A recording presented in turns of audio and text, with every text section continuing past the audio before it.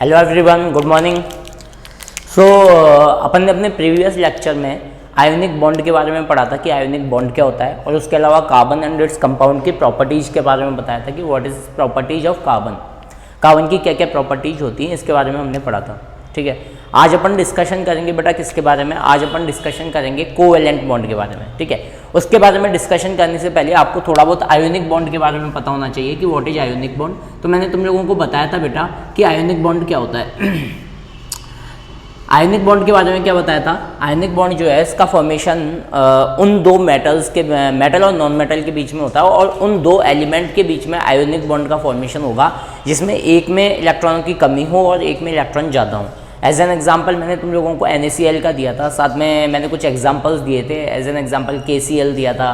ठीक है, और भी बहुत सारे एग्जाम्पल शायद मैंने आपको कहने को दिए थे, NaNO2 वगैरह वगैरह। ठीक है, आज अपन बात करेंगे बेटा किसकी, कोवेलेंट बॉन्ड की। किसकी बात करेंगे आज अपन, कोवेलेंट बॉन्ड की। So what is covalent bond. जैसा कि मैंने तुम लोगों को बताया था कि कार्बन जो है उसकी वो हमेशा किसका फॉर्मेशन करता है, कोवेलेंट बॉन्ड का फॉर्मेशन करता है। अब वो कोवेलेंट बॉन्ड का फॉर्मेशन करता क्यों है, पहले ये समझो। तो अगर मैं बात करूं बेटा कार्बन के इलेक्ट्रॉनिक कॉन्फ़िगरेशन की, तो कार्बन का जो इलेक्ट्रॉनिक कॉन्फ़िगरेशन होता है, इलेक्ट्रॉनिक कॉन्फ़िगरेशन को हम हिंदी में क्या बोलते हैं बच्चा, इलेक्ट्रॉनिक कॉन्फ़िगरेशन को हम हिंदी में बोलते हैं कॉन्फ़िगरेशन।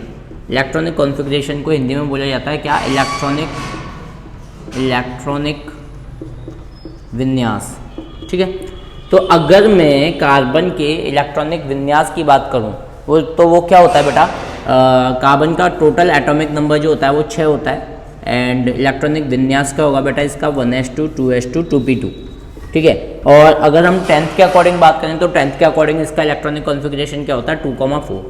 ठीक है, इसका मतलब या तो ये 4 इलेक्ट्रॉन किसी से ले ले या किसी को 4 इलेक्ट्रॉन दे दे। ठीक है, लेकिन दोनों ही पॉसिबल नहीं है। दोनों ही पॉसिबल क्यों नहीं है, क्योंकि अगर आप इसको 4 इलेक्ट्रॉन देने की कोशिश करोगे तो यहाँ पे बहुत ज़्यादा, अगर यहाँ पे क्या करोगे, इसको 4 इलेक्ट्रॉन देने की कोशिश करोगे तो क्या होगा बेटा, यहाँ पे बहुत ज़्यादा स्ट्रॉन्ग रिपल्शन पैदा होगा, और रिपल्शन की वजह से ये जो आपका एटम है, ठीक है, या फिर ये जो एनायन या कैटायन जो भी बनता है वो स्टेबल नहीं हो पाएगा, बहुत ज़्यादा अनस्टेबल हो जाएगा।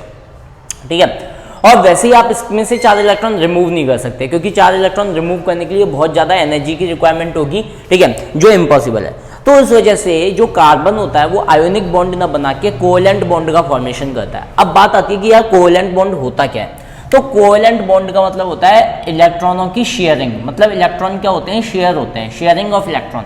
ठीक है, बोले तो इलेक्ट्रॉनों का क्या होता है बेटा, साझा होता है। शेयरिंग का मतलब होता है क्या, साझा होना। इलेक्ट्रॉन जो है उसमें क्या होते हैं, साझा होते हैं। ठीक है, मतलब यह बोला जाता है कि अगर मान लो कोई एक एलिमेंट 1 इलेक्ट्रॉन दे रहा है तो सामने वाला एलिमेंट भी क्या करेगा, 1 इलेक्ट्रॉन देने की कोशिश करेगा, और उसकी वजह से उनका क्या हो जाएगा, साझा हो जाएगा। तो हम ये बोल सकते हैं कि कार्बन हमेशा कौन से बॉन्ड का फॉर्मेशन करेगा बेटा, कोवेलेंट बॉन्ड का फॉर्मेशन करेगा। आयोनिक बॉन्ड का फॉर्मेशन कार्बन कभी भी नहीं करता है। क्यों नहीं करता है, क्योंकि उसको +4 इलेक्ट्रॉन की रिक्वायरमेंट होती है, या 4 इलेक्ट्रॉन उसको निकालने होते हैं या देने होते हैं, तो दोनों ही पॉसिबल नहीं होते हैं उसके लिए। ठीक है, तो अब हम बात करते हैं बेटा किसके लिए, शेयरिंग ऑफ इलेक्ट्रॉन की, बोले तो कोवेलेंट बॉन्ड की। तो एक्चुअल में कोवेलेंट बॉन्ड में हम करते क्या है, देखो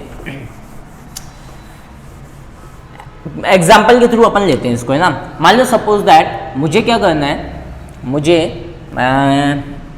ऑक्सीजन के बीच में बॉन्ड बनाना है, या ऑक्सीजन से पहले समझ लो कि क्लोरीन के बीच में मुझे क्या करना है, बॉन्ड का फॉर्मेशन करना है। ठीक है, अच्छा एक चीज़ और ध्यान रखना, कोवेलेंट बॉन्ड जो है वो सेम एटम के बीच में भी बन सकता है। ठीक है, सेम काइंड ऑफ एटम के बीच में भी कोवेलेंट बॉन्ड का फॉर्मेशन हो सकता है। अब मान लो suppose that same kind of atom जो नॉन मेटल की कैटेगरी में आनी चाहिए। ठीक है, सपोज दैट क्लोरीन की हम बात कर रहे हैं, तो क्लोरीन का जो इलेक्ट्रॉनिक कॉन्फ़िगरेशन होता है बेटा, या क्लोरीन का एटॉमिक नंबर जो होता है वो कितना होता है, 17 होता है। 17 एटॉमिक नंबर होने की वजह से इसके अंदर 17 ही प्रोटॉन होते हैं और 17 ही क्या होते हैं बच्चा, इलेक्ट्रॉन होते हैं। मतलब प्रोटॉन और इलेक्ट्रॉन दोनों की क्वांटिटी क्या होती है इसके अंदर, सेम होती है। बिल्कुल सही बात है, इसमें कोई इशू वाली बात नहीं है। ठीक है, तो अगर मैं यहाँ से इसका इलेक्ट्रॉनिक विन्यास निकालूं, इलेक्ट्रॉनिक कॉन्फ़िगरेशन निकालूं, EC निकालूं, तो क्या बनेगा बेटा, पहले वाले में 2 इलेक्ट्रॉन आने चाहिए, देन आपके 8 इलेक्ट्रॉन आने चाहिए, और उसके बाद में इसके पास में 7 इलेक्ट्रॉन बचते हैं, तो हमने 7 इलेक्ट्रॉन ले लिए। यहाँ तक किसी को कोई प्रॉब्लम नहीं होगी। इसके बाद में बाद में मैं बात करता हूँ किसकी बेटा, क्लोरीन की। ठीक है, तो क्लोरीन की अगर मैं बात करता हूँ तो क्लोरीन पहले वाले में कितने इलेक्ट्रॉन, 2 इलेक्ट्रॉन, दूसरे वाले में कितने इलेक्ट्रॉन बेटा, 8 इलेक्ट्रॉन, एंड तीसरी वाली ऑर्बिट में कितने इलेक्ट्रॉन आ जाते हैं इसके, 7 इलेक्ट्रॉन। ठीक है, इसको कितने इलेक्ट्रॉन की रिक्वायरमेंट है क्लोरीन को? 1 इलेक्ट्रॉन की, क्योंकि अगर इसके पास में कहीं से तो 1 इलेक्ट्रॉन आ जाए ना तो ये क्या हो जाएगा? स्टेबल हो जाएगा, नोबल गैस की तरह या अक्रिय गैसों की तरह क्या हो जाएगा? स्टेबल हो जाएगा। अच्छा, सब लोगों को पता होगा नोबल गैस होती क्या है, जो आपके 18th जो ग्रुप होता है उसके अंदर होती है, ठीक है, जब अपन पीरियोडिक टेबल पढ़ाएंगे, जब उसको भी पढ़ाएंगे, ठीक है। अभी बस ये समझो कि क्लोरीन का क्या होता है, एटॉमिक नंबर 17 होता है। 17 होने की वजह से उसके अंदर 17 प्रोटॉन होते हैं और 17 ही इलेक्ट्रॉन होते हैं। इसको अपना इलेक्ट्रॉन ऑक्टेट रूल कंप्लीट करने के लिए कितने इलेक्ट्रॉन की रिक्वायरमेंट है? 1 इलेक्ट्रॉन की। अब 1 इलेक्ट्रॉन इसको कहीं ना कहीं से मिल जाए तो इसका काम बन जाएगा, ठीक है, ये स्टेबल हो जाएगा, ठीक है। अगर मैं दूसरे क्लोरीन की बात करता हूं तो उसके साथ भी यही प्रॉब्लम है। चलो, क्लोरीन का अपन इलेक्ट्रॉन डॉट स्ट्रक्चर बनाते हैं, ठीक है। इलेक्ट्रॉन डॉट स्ट्रक्चर बोले तो इलेक्ट्रॉन बिंदु संरचना ये बनाते हैं, ठीक है, किसका? क्लोरीन का। तो अगर मैं बेटा क्लोरीन की बात करूं तो क्लोरीन के देखो अंदर वाली ऑर्बिट से या अंदर वाले कक्ष या कोश से कोई मतलब नहीं होता। अपने को जो मतलब होता है वो किससे होता है? आउटर मोस्ट ऑर्बिट से, बोले तो बाह्यतम कोश या कक्ष से। तो इसके बाह्यतम कोश या कक्ष में या आउटर मोस्ट ऑर्बिट में टोटल कितने इलेक्ट्रॉन मौजूद है बेटा? 7 इलेक्ट्रॉन मौजूद है, ठीक है। तो मैं यहां पे लेता हूं 7 इलेक्ट्रॉन। देखो 1 2 3 4 5 6 7, ठीक है। मैंने यहाँ पे क्लोरीन के कितने इलेक्ट्रॉन ले लिए बच्चा? मैंने यहाँ पे क्लोरीन के टोटल 7 इलेक्ट्रॉन ले लिए, क्योंकि अंदर वाले का तो ऑक्टेट कंप्लीट है, अंदर वाले से मुझे कोई लेना देना ही नहीं होना चाहिए, ठीक है। तो यहाँ पे क्लोरीन के 1 2 3 4 5 6 7 टोटल कितने इलेक्ट्रॉन ले लिए मैंने? 7 इलेक्ट्रॉन ले लिए। ऐसे एक बात बताओ, जो दूसरा वाला क्लोरीन होगा उसके पास भी तो आउटर मोस्ट में 7 ही इलेक्ट्रॉन होंगे ना भाई, उसका एटॉमिक नंबर भी 17, उसके अंदर भी 17 प्रोटॉन, उसके अंदर भी 17 इलेक्ट्रॉन। तो अगर मैं दूसरे वाले क्लोरीन की बात करूं तो उसके अंदर भी कितने इलेक्ट्रॉन होने चाहिए? आउटर मोस्ट ऑर्बिट में कितने इलेक्ट्रॉन प्रेजेंट होने चाहिए बेटा? 7 इलेक्ट्रॉन। तो यहाँ पे मैं दूसरे वाले क्लोरीन की बात करता हूं तो दूसरे वाले क्लोरीन में भी कितने इलेक्ट्रॉन प्रेजेंट है? 1 2 3 4 5 6 एंड 7। अब ढंग से देखो, इस क्लोरीन को अपना अष्टक पूरा करने के लिए या फिर इस क्लोरीन को अपना ऑक्टेट पूरा करने के लिए कितने इलेक्ट्रॉनों की रिक्वायरमेंट है बेटा? इस क्लोरीन को 1 इलेक्ट्रॉन की रिक्वायरमेंट है। अगर मैं इस क्लोरीन की बात करूं तो इस क्लोरीन के पास में खुद के कितने इलेक्ट्रॉन है? 7 इलेक्ट्रॉन है। तो इस वाले क्लोरीन को भी कितने इलेक्ट्रॉन की रिक्वायरमेंट है? 1 इलेक्ट्रॉन की रिक्वायरमेंट है। तो अगर मैं ढंग से देखूं, इसको थोड़ा सा आगे बढ़ा देता हूं और इसको भी क्या कर देता हूं बेटा? थोड़ा सा आगे बढ़ा देता हूं, तो मेरे पास में टोटल कितने इलेक्ट्रॉन हो जाएंगे? इसके पास में क्लोरीन के टोटल 8 इलेक्ट्रॉन हो जाएंगे, कुछ इस तरीके से देखो, बोलो चीज आई नहीं है समझ में। मतलब अगर ढंग से इसको देखा जाए तो टोटल इसके पास में कितने इलेक्ट्रॉन हो जाएंगे बेटा? 8 इलेक्ट्रॉन। क्योंकि इस क्लोरीन ने अपन इस वाले क्लोरीन ने अपना 1 इलेक्ट्रॉन क्या कर दिया? आगे की तरफ बढ़ा दिया। इसने बोला कि ठीक है यार, तेरे पास में 7 इलेक्ट्रॉन है, मैं ऐसा करता हूं मेरा 1 इलेक्ट्रॉन आगे की तरफ बढ़ा देता हूं, ठीक है। ऐसे ही अगर मैं इस क्लोरीन की बात करूं, किसकी? इस वाले क्लोरीन की बात करूं, ठीक है, तो ये वाला क्लोरीन भी क्या करेगा कि ऐसा कर भाई, तूने जब मेरे को 1 इलेक्ट्रॉन दिया है, अपने साथ में शेयरिंग की है, तो मैं भी अपने 1 इलेक्ट्रॉन की शेयरिंग तेरे साथ करवा देता हूं, ठीक है। तो यहां पर दोनों के बीच में क्या हो जाती है बेटा? 1-1 इलेक्ट्रॉन की शेयरिंग हो जाती है। देखो ना भाई, अगर मैं इस ओवरऑल क्लोरीन की बात करूं तो इसका ऑक्टेट पूरा हो गया। देखो 1 2 3 4 5 6 7 8। अगर इस क्लोरीन की बात करूं तो 1 2 3 4 5 6 7 8 दोनों के पास में 8-8 इलेक्ट्रॉन पूरे हो गए। इन्होंने दोनों ने क्या किया? 1-1 इलेक्ट्रॉन की शेयरिंग कर दी। अब 1-1 इलेक्ट्रॉन की शेयरिंग करने से हुआ क्या बेटा? 1-1 इलेक्ट्रॉन की शेयरिंग करने से इन दोनों का ऑक्टेट क्या हो गया? कंप्लीट हो गया। दोनों का ही ऑक्टेट क्या हो गया बच्चा? कंप्लीट हो गया। अब दोनों का ऑक्टेट कंप्लीट होने की वजह से ये इलेक्ट्रॉन, ये जो एटम है या ये जो मॉलिक्यूल्स हैं, ये क्या हो गए? स्टेबल हो गए और इन दोनों ने अपने दोनों के बीच में क्या बना लिया? एक सिग्मा बॉन्ड बना लिया, बोले तो Cl बॉन्ड Cl, और इस तरीके से इसके बीच में बॉन्ड का फॉर्मेशन हुआ और क्लोरीन का निर्माण हुआ। बोलो चीज आई नहीं आई समझ में?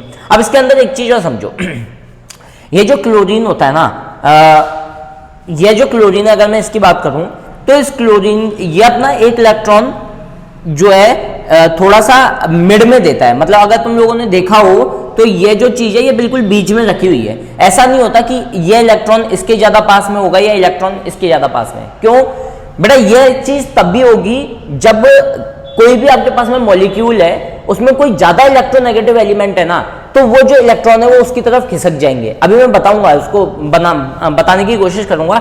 बस अभी ये समझो कि ये जो इलेक्ट्रॉन है ये बिल्कुल मिड में रहेंगे अगर Cl2 का फॉर्मेशन कर रहे हो तो, ठीक है। किसका फॉर्मेशन कर रहे हो? Cl2 का या O2 का या N2 का, इनका फॉर्मेशन कर रहे हो। तो ये जो इलेक्ट्रॉन है ना बच्चा, ये थोड़े से कहाँ होते हैं? बिल्कुल मिड में होते हैं, बिल्कुल मिडिल में होंगे, मध्य में होंगे बिल्कुल।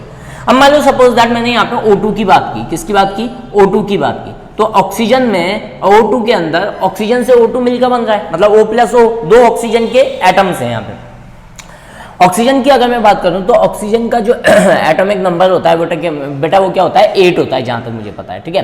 एटॉमिक नंबर 8 होता है, 8 एटॉमिक नंबर होने की वजह से इसके अंदर 8 तो इलेक्ट्रॉन होते हैं और 8 ही क्या होते हैं इसके अंदर बच्चा प्रोटॉन होते हैं, मतलब इसके अंदर इलेक्ट्रॉन और प्रोटॉन इक्वल होंगे। भाई जो एटॉमिक नंबर होगा उसी के अकॉर्डिंग आपके पास में इलेक्ट्रॉन होंगे और उसी के अकॉर्डिंग आपके पास में क्या होंगे बच्चा प्रोटॉन होंगे, ठीक है।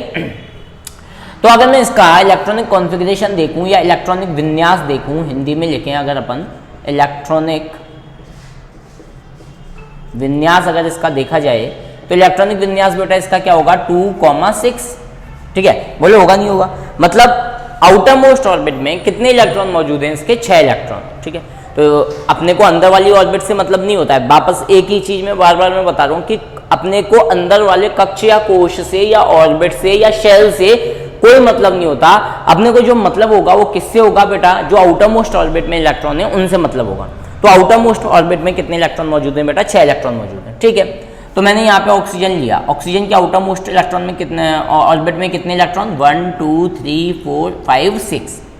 अगर मैं इस ऑक्सीजन की बात करूं तो इसके पास भी कितने इलेक्ट्रॉन मौजूद हैं 1 2 3 4 5 6। भाई इस ऑक्सीजन को कितने इलेक्ट्रॉनों की रिक्वायरमेंट है अपना ऑक्टेट पूरा करने के लिए, तो इस ऑक्सीजन को 2 इलेक्ट्रॉनों की जरूरत है और इसको भी कितने की जरूरत है 2 इलेक्ट्रॉन की। इसने बोला भाई अगर मुझे 2 इलेक्ट्रॉनों की नीड है तो मैं क्या करता हूँ तेरे से ले लेता हूँ, ठीक है। तो ये बोलेगा अगर भाई तू मेरे से 2 इलेक्ट्रॉन ले लेगा तो मेरे पास में 4 इलेक्ट्रॉन रह जाएंगे, तो मैं तो वैसे ही फुकरा हो जाऊंगा, ठीक है। मैं तो भाई पहले ही गरीब हूं और ज्यादा गरीब हो जाऊंगा मैं, ठीक है। तो इसने बोला कि ऐसा करते हैं हम दोनों 2-2 इलेक्ट्रॉनों की शेयरिंग कर लेते हैं। शेयर करने का मतलब है कि शेयर करने का मतलब ये समझो कि 2 इलेक्ट्रॉन वो भी ले रहा है और 2 इलेक्ट्रॉन वो भी ले रहा है, दोनों 2-2 इलेक्ट्रॉन की शेयरिंग करते हैं। तो इसने क्या किया, ये अपने 2 इलेक्ट्रॉन इधर आगे की तरफ बढ़ाए और इस ऑक्सीजन ने भी अपने 2 इलेक्ट्रॉन आगे की तरफ बढ़ाए। अब देखो ढंग से 2 2 4 इलेक्ट्रॉन 5 6 7 8, टोटल कितने इलेक्ट्रॉन हो गए बेटा 8 इलेक्ट्रॉन हो गए। और इसकी भी बात करूं तो टोटल कितने इलेक्ट्रॉन हो गए 8 इलेक्ट्रॉन हो गए। और ऑक्सीजन के बीच में क्या आ गया डबल बॉन्ड आ गया, ठीक है। तो इस तरीके से इसके अंदर कोवेलेंट बॉन्ड का फॉर्मेशन होता है, ठीक है। ढंग से देखो ना यार, 2 2 4 हो गए, 6 और 2 8 इलेक्ट्रॉन हो गए, इधर भी 2 और 2 4 5 6 7 8, टोटल कितने 8 इलेक्ट्रॉन हो गए, ठीक है। तो आपको यह होमवर्क है कि आपको N2 है ना, इसका ऑक्टेट कंप्लीट करके दिखाना है इसका। अच्छा इसको हम बोलते क्या है बेटा, है ना, ध्यान रखना, इसको हम बोलते हैं इलेक्ट्रॉन डॉट स्ट्रक्चर। अगर हम हिंदी में बोलें तो इसको बोला जाता है इलेक्ट्रॉन बिंदु संरचना। बिंदु डॉट मतलब बिंदु संरचना, ये आपको बनानी है, ठीक है। चलो अपन ने ना एक छोटी सी चीज बताते हैं, वैसे तो 11th-12th की चीज है लेकिन थोड़ी बहुत आप लोगों को आनी चाहिए, ठीक है। सबसे पहले मैं थोड़ा सा साइड में हट जाता हूं, आप लोग इसको कैप्चर कर लो, ठीक है, लिख लो इसको,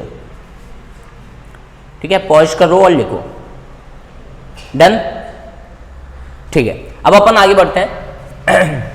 क्लोरीन के बारे में बताया, ऑक्सीजन के बारे में बताया, नाइट्रोजन आपको करना है, ठीक है। अपन एक छोटी सी चीज और लेते हैं बेटा, ये आपका क्या चल रहा है कोवेलेंट बॉन्ड चल रहा है ना, क्या चल रहा है ये आपका कोवेलेंट बॉन्ड का फॉर्मेशन चल रहा है कि कोवेलेंट बॉन्ड का आप फॉर्मेशन कैसे कर सकते हो, ठीक है। चलो अपन आगे बढ़ते हैं। हमने मान लो सपोज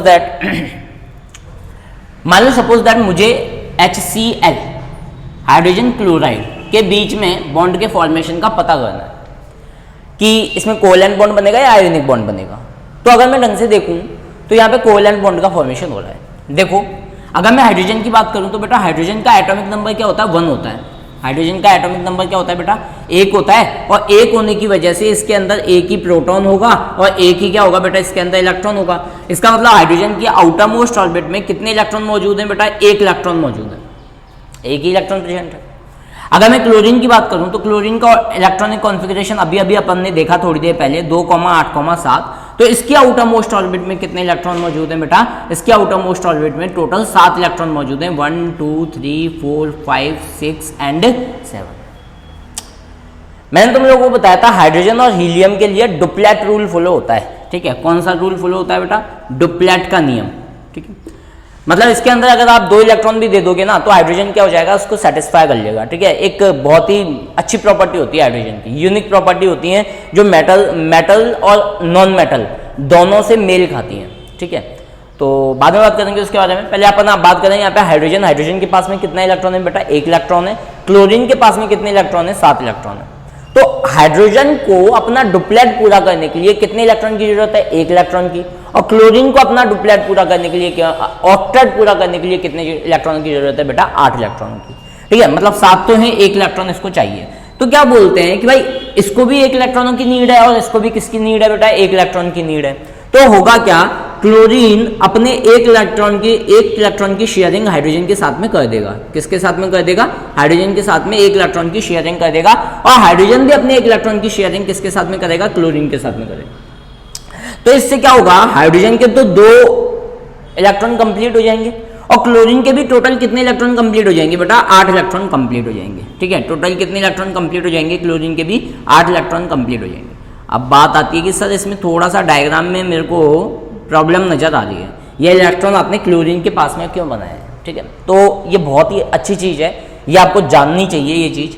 भाई ये चीज़ ध्यान रखना कि जब भी कोई एलिमेंट या कोई एटम ज़्यादा इलेक्ट्रोनेगेटिव हो किसी दूसरे एलिमेंट और एटम के साथ में के कंपैरिजन में, तो क्लोरीन जो होता है वो ज़्यादा इलेक्ट्रोनेगेटिव एलिमेंट होता है। ठीक है, क्या होता है? ज़्यादा इलेक्ट्रोनेगेटिव एलिमेंट होता है। तो क्लोरीन ज़्यादा इलेक्ट्रोनेगेटिव एलिमेंट होने के कारण हाइड्रोजन के इलेक्ट्रॉन को स्लाइटली अपनी तरफ खींच लेता है।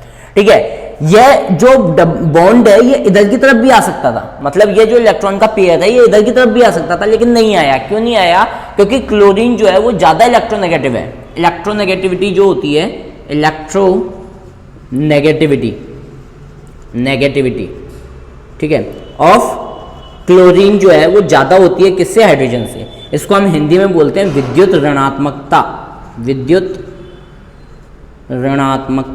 ये क्या, मेरी हिंदी थोड़ी सी वीक है तो थोड़ा सा देख लेना है ना, विद्युत ऋणात्मकता। ठीक है, तो क्लोरीन की जो विद्युत ऋणात्मकता होती है बेटा वो ज़्यादा होती है किससे? हाइड्रोजन से। उस वजह से ये जो इलेक्ट्रॉन आएंगे वो स्लाइडली किसके ज़्यादा पास में होंगे बेटा? क्लोरीन के ज़्यादा पास में होंगे बजाय हाइड्रोजन के। तो उसकी वजह से इन दोनों के बीच में किसका फॉर्मेशन हो जाता है बेटा? कोवेलेंट बॉन्ड का फॉर्मेशन हो जाता है। बोलो यहाँ तक चीज़ें समझ में आई होंगी सब लोगों को। तो हम बात कर सकते हैं कि जो आपका कोवेलेंट बॉन्ड होता है वो सिंगल, डबल, ट्रिपल तीनों बॉन्ड का फॉर्मेशन करता है। और कोवेलेंट बॉन्ड का फॉर्मेशन किसकी वजह से होता है बेटा? शेयरिंग की वजह से होता है। मतलब इलेक्ट्रॉनों की जब शेयरिंग होगी तो कोवेलेंट बॉन्ड का फॉर्मेशन होगा। ठीक है, अपन एक और एग्जांपल ले लेते हैं। ठीक है, थोड़ा सा डीप में जा रहे हैं। ठीक है, 11th की थोड़ी सी चीज़ है, आप लोगों को बस थोड़ा सा ध्यान रखना है। जो समझाने की कोशिश कर रहा हूँ वो समझने की कोशिश करनी है। ठीक है, चलो एक बार इसको उतार लो, नोट डाल के इसको उतार लेना, आप नोट डाल लेना कि इलेक्ट्रोनेगेटिविटी क्लोरीन की ज़्यादा होती है हाइड्रोजन से। That's why electron slightly displaced towards chlorine. मतलब जो इलेक्ट्रॉन है ना, कौन से वाले इलेक्ट्रॉन? शेयरिंग इलेक्ट्रॉन या shared electron slightly displaced towards chlorine. जो शेयर्ड इलेक्ट्रॉन होते हैं वो थोड़ी सी डिस्प्लेस हो जाते हैं किधर की तरफ बेटा? क्लोरीन की तरफ। ठीक है, ओके, कर लिया नोट डाउन? मिटाने जा रहा हूँ, जल्दी करो। ठीक, अब अपन बात करते हैं बेटा किसकी? अब अपन बात करते हैं एक मॉलिक्यूल फॉर्मूला और ले लेते हैं, वाटर, H2O। किसकी बात करते हैं बेटा अपन? H2O। ठीक है, तो ध्यान से समझना। इसके अलावा 2-3 चीज़ें और करेंगे। अगर मैं ऑक्सीजन की बात करूं तो यहाँ पे ऑक्सीजन क्या होगा? सेंट्रल एटम होगा। मान लो ऑक्सीजन को मैंने यहाँ पे ले लिया। ऑक्सीजन को कितने इलेक्ट्रॉन की रिक्वायरमेंट है बेटा? ऑक्सीजन का अगर मैं इलेक्ट्रॉनिक कॉन्फ़िगरेशन देखता हूँ तो कौन से नंबर पे आता है बेटा? ये 6 नंबर पे आता है, सॉरी 8 नंबर पे आता है। तो इसका इलेक्ट्रॉनिक विन्यास क्या होगा? 2,6। इसका मतलब इसके आउटर मोस्ट ऑर्बिट में कितने इलेक्ट्रॉन मौजूद होंगे बेटा? 6 इलेक्ट्रॉन। तो 1 2 3 4 5 6, टोटल कितने इलेक्ट्रॉन हो गए बेटा? 6 इलेक्ट्रॉन हो गए। अगर मैं हाइड्रोजन की बात करूं तो हाइड्रोजन को कितने इलेक्ट्रॉन की जरूरत है बेटा? 1 इलेक्ट्रॉन की। और यहाँ पे भी जो हाइड्रोजन है उसको भी कितने की जरूरत है? 1 इलेक्ट्रॉन की। तो ये क्या करेंगे बच्चा? ये हल्का हल्का अपना 1 इलेक्ट्रॉन आगे की तरफ बढ़ा देंगे, अपने आगे की तरफ बढ़ाएंगे, और ये ऑक्सीजन भी अपना 1 इलेक्ट्रॉन आगे की तरफ बढ़ा देगा। तो अब ढंग से देखो, इस हाइड्रोजन का डुप्लेट कंप्लीट हो गया क्या बच्चा? भाई इसको 2 इलेक्ट्रॉन की जरूरत थी, कंप्लीट हो गया। इस हाइड्रोजन की बात करूं तो इस हाइड्रोजन के पास भी क्या हो गया, दो डुप्लेट पूरा हो गया, क्योंकि इसको भी कितने इलेक्ट्रॉनों की जरूरत थी, 2 इलेक्ट्रॉनों की। ठीक है, तो एक तो पहले से था, एक ऑक्सीजन ने शेयरिंग कर दी, इधर भी एक पहले से था हाइड्रोजन के पास में, एक ऑक्सीजन ने शेयर कर दिया। अब इस ऑक्सीजन की बात करूं तो इसके पास में कितने इलेक्ट्रॉन होने चाहिए, 8 इलेक्ट्रॉन। तो बेटा 6 तो पहले से थे, 1 इलेक्ट्रॉन की शेयरिंग अगर इसने हाइड्रोजन के साथ में की तो हाइड्रोजन भी तो 1 इलेक्ट्रॉन की शेयरिंग करेगा, साझा करेगा। ऐसे इधर से भी ये करेगा, तो टोटल कितने हो गए, 2 2 4 5 6 7 8, टोटल ऑक्सीजन के कितने इलेक्ट्रॉन हो गए, कितने वो हो गए, 8 इलेक्ट्रॉन हो गए। और इस तरीके से इन दोनों के बीच में क्या हो गया, ऑक्टेट पूरा हो गया। ठीक है, तो इन दोनों के बीच में कुछ ऐसा बॉन्ड बनता है, H bond O bond H। अब थोड़ा सा ध्यान देना है ना, 11th की चीज है, अगर ध्यान देना चाहो तो ठीक है, नहीं देना चाहो तो कोई दिक्कत नहीं है। अब थोड़ा सा ये ध्यान देना कि ऑक्सीजन के ऊपर ये जो दिखाई दे रहे हैं ना बेटा, इनको हम बोलते हैं लॉन पेयर। इनको हम क्या बोलते हैं बच्चा, लॉन पेयर। ठीक है, अब ये लॉन पेयर क्या होंगे, जब लॉन पेयर, अब ये हैं तो एक्चुअल में बेसिकली इलेक्ट्रॉन ही ना, जब ये इलेक्ट्रॉन और ये इलेक्ट्रॉन लॉन पेयर दिखेंगे तो इनके बीच में क्या होने लग जाएगा बेटा, रिपल्शन आने लग जाएगा बहुत तेजी से। अब रिपल्शन आने की वजह से अभी ये जो तुमको इनके बीच में जो बॉन्ड एंगल 180 डिग्री नजर आ रहा है ना, वो 180 डिग्री नहीं हो पाएगा। क्यों, क्योंकि लॉन पेयर के अंदर स्ट्रॉन्ग रिपल्शन होता है, स्ट्रॉन्ग लॉन पेयर के अंदर बहुत तेजी से क्या होने लग जाता है, रिपल्शन होने लग जाता है। तो ये क्या हो जाएंगे, स्लाइटली बेंड हो जाएंगे, और जो शेप पहले लीनियर होने वाला था, बोले तो रैखिक होने वाला था जो शेप, वो शेप रैखिक ना होके क्या हो जाएगा बेटा, वी शेप का हो जाएगा, बोले तो बेंट शेप का हो जाएगा, बेंट हो जाएगा ये। और इनका जो एंगल है वो बदल के 104.5 डिग्री का हो जाएगा। ठीक है, तो ये चीज़ थोड़ी सी ध्यान रखने वाली है कि वैसे तो आगे आएगा तुम लोगों के 11th-12th में आएगा, अभी कोई मतलब नहीं है, फिर भी थोड़ा सा समझ लो क्या कि मैंने ये चीज़ बताई तुम लोगों को कि जो आपका H2O होता है कुछ इस तरीके से उसका इलेक्ट्रॉन डॉट स्ट्रक्चर बनता है, इलेक्ट्रॉन बिंदु संरचना बनती है। फिर मैंने एक एक्स्ट्रा चीज़ तुम लोगों को बताई है कि जो H2O है अगर इसके बीच में बॉन्ड का फॉर्मेशन करे तो 10th में अगर तुम ऐसा बनाते हो तो सही होगा, ठीक है, लेकिन 11th में जाके वो गलत हो जाएगा। क्यों, क्योंकि एक्चुअल में क्या होगा, ऑक्सीजन के ऊपर 2 लॉन पेयर प्रेजेंट है, वो लॉन पेयर के अंदर बहुत तेजी से क्या होता है, रिपल्शन होता है। रिपल्शन होने की वजह से, ठीक है, ये लॉन पेयर भी क्या होता है बेटा, ऊपर ही होता है। ठीक है, मतलब इसको कुछ इस तरीके से बनाते हैं अपन, मैं बताऊंगा अगर तुम लोगों को, तो इसको अपन कुछ इस तरीके से बनाते हैं, कुछ इस तरीके से ये बनता है। ठीक है, तो इन दोनों में भयंकर वाला क्या होता है बेटा, रिपल्शन होता है, बोले तो प्रतिकर्षण होता है। प्रतिकर्षण होने की वजह से ये जो हाइड्रोजन के जो दोनों बॉन्ड है ना, ये थोड़े से क्या हो जाते हैं, टिल्ट हो जाते हैं। तो एक्चुअल में जो 180 डिग्री का एंगल होता है वो लीनियर की बजाय कैसा हो जाता है, शेप वी शेप हो जाता है या बेंड शेप हो जाता है। और आपका ये जो चीज है, जो एंगल है वो क्या कितने का बन जाता है बेटा, 104.5 डिग्री का एंगल इसमें क्रिएट हो जाता है। तो ये थी पूरी कोवेलेंट बॉन्ड की रामायण। ठीक है, एक चीज मैं बता रहा हूं, उसके अलावा होमवर्क दूंगा, वो होमवर्क आप लोगों को करना है। ठीक है, इसको पहले राइट डाउन कर लो जल्दी फटाफट। Done, okay. अब अपन बात करते हैं, मान लो suppose that I am taking CH4। ठीक है, CH4 की अगर मैं बात करूं और CH4 में मेरे को क्या बनाना है, बॉन्ड का फॉर्मेशन करना है, कोवेलेंट बॉन्ड का फॉर्मेशन करना है, CH4। तो बेटा कार्बन के पास में कितने इलेक्ट्रॉन प्रेजेंट होंगे, 1 2 3 4, टोटल कितने इलेक्ट्रॉन प्रेजेंट होंगे, 4 इलेक्ट्रॉन प्रेजेंट होंगे। अगर मैं हाइड्रोजन की बात करूं तो एक हाइड्रोजन के पास में 1 इलेक्ट्रॉन प्रेजेंट होगा, और तो टोटल 4 हाइड्रोजन है, तो टोटल कितने इलेक्ट्रॉन होंगे, इलेक्ट्रॉन भी 4 ही होंगे। इस कार्बन को कितने इलेक्ट्रॉन की रिक्वायरमेंट है बेटा, एक इलेक्ट्रॉन की रिक्वायरमेंट, 8 इलेक्ट्रॉन की रिक्वायरमेंट है इसका ऑक्टेट पूरा करने के लिए। तो 4 तो इसके पास पहले से ही है, और कितने इलेक्ट्रॉनों की रिक्वायरमेंट है इसको, 4 इलेक्ट्रॉनों की नीड है इसको। तो ये क्या करेगा, पहले तो हाइड्रोजन का डुप्लेट पूरा कर देते हैं अपन। हाइड्रोजन ने अपने इलेक्ट्रॉनों की शेयरिंग की, और ये हाइड्रोजन का क्या हो गया बेटा, डुप्लेट कंप्लीट हुआ, ये हाइड्रोजन का डुप्लेट कंप्लीट हुआ, और ये भी हाइड्रोजन का क्या हुआ, डुप्लेट कंप्लीट हुआ। ठीक है, तो इस तरीके से हाइड्रोजन का डुप्लेट तो क्या हो जाता है बेटा, कंप्लीट हो जाता है। अब यहाँ पर ध्यान से देखो तो बेटा कार्बन जो है इसके 4 इलेक्ट्रॉन तो ये रहे, 1 2 3 4, और ओवरऑल अगर हम इलेक्ट्रॉनों की बात करें तो हाइड्रोजन ने एक इलेक्ट्रॉन की शेयरिंग की है, तो कार्बन भी इनके साथ में क्या करेगा, एक इलेक्ट्रॉन की क्या करेगा, शेयरिंग करेगा, कुछ इस तरीके से। तो अगर मैं यहाँ पे ढंग से देखूँ बेटा, तो कार्बन और हाइड्रोजन के बीच में एक ये बॉन्ड बना, एक ये बॉन्ड बना, एक ये बॉन्ड बना, और एक ये बॉन्ड बना, और ये सारे बॉन्ड कैसे हैं बेटा, आपके कोवेलेंट बॉन्ड है। इस तरीके से आप क्या कर सकते हो, कोवेलेंट बॉन्ड का फॉर्मेशन कर सकते हो किसके अंदर, CH4 के अंदर। ठीक है, मे भी आप लोगों को समझ में आया होगा। अगर कोई इश्यू है तो आप कमेंट करके बता सकते हो, ठीक है। अगर आपने आयोनिक बॉन्ड नहीं पढ़ा है तो उसको पढ़ लेना इसे प्रीवियस वाली वीडियो के अंदर, ठीक है। उसके अंदर मैंने बहुत अच्छी तरीके से बताया कि आयोनिक बॉन्ड का फॉर्मेशन कैसे होता है, वैलेंसी कैसे निकाली जाती है, कोई भी इलेक्ट्रॉन कोई भी एलिमेंट है उसकी अगर आपको वैलेंसी निकालनी है वो कैसे निकालोगे वो भी मैंने बताया, ठीक है। कुछ होमवर्क की क्वेश्चंस मैं यहाँ पे दे रहा हूँ वो आपको करने हैं। As an example C2H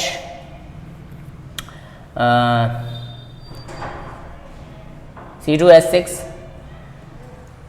C3H8 इन दोनों का आपको क्या करना है बेटा, इलेक्ट्रॉन डॉट स्ट्रक्चर बनाना है, इलेक्ट्रॉन डॉट स्ट्रक्चर बनाना है आपको, क्रिएट करना है, ठीक है।